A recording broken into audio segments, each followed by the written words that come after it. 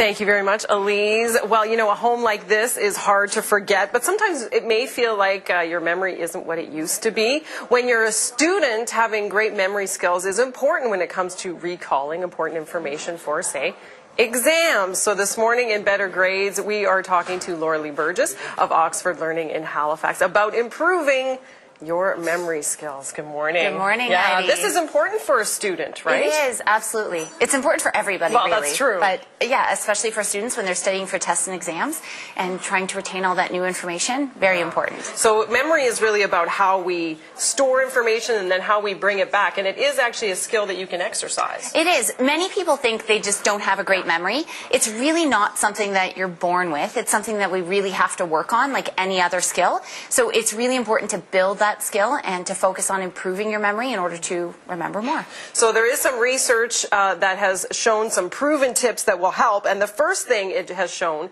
is that visualization actually helps. Yes, absolutely. So if you can picture what it is that you're trying to remember, create a story in your mind, that will help recall that information when you need it. Right, which is always a good thing. So it's a lot about association too, which brings me to the next point, which is actually study in different spots. What does that mean? That's right. So oftentimes your environment will spark memories, will help you recall information. So if you're studying in the same spot and there's something really important that you need to remember, it might be a good idea to move into a different area. So that way, when you are trying to recall that information, you can also recall your surroundings, the environment. That may trigger a memory to help you recall something. So you can be like, I remember reading about that when I moved to the kitchen or something like that, right? Which can also go to visualization. So move around. Move around is also a tip. Yeah, so that's another thing. You know, if you could, when you're trying to remember something new, say it out loud is another one. But if you say it out loud and you tap your foot or you tap your hand,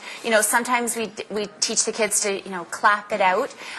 If you can associate a movement as well as saying it out loud, you're allowing yourself different ways to remember as opposed to just trying to read and retain that information. So, you know, something like tapping your foot lightly as you're studying the information is something you can do when you're also trying to recall that information. That's interesting. I used to, when I was in high school, I used to walk around, say it out loud, and wave my hands around. Absolutely. You can't really do that during a test. No, you can't do that during a test, but if you have that same sort of, you know, movement, say it out loud. And if you think of it as a song, you know, there's a song that you recall, and every time you think it, or you hear that song, you think of a place that you were, it brings back memories. Same idea, right? The more you're doing, whether it's the movement, saying it out loud, recalling that information will certainly be easier. Become easier. And the last tip, which is an interesting one, give yourself time to forget. That seems counterintuitive. Yeah, so oftentimes students tend to, you know, cram the night before a test or, you know, the day before an exam. They're trying to put all that information in their head.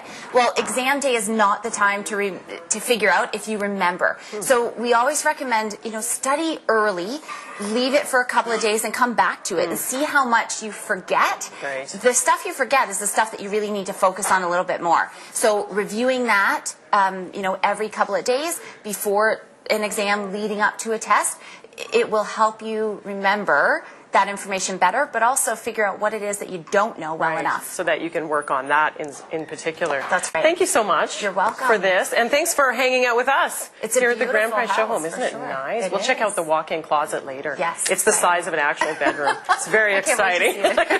Okay, you could get lost in it. Let's check in with Elise now, who's standing by with your day planner.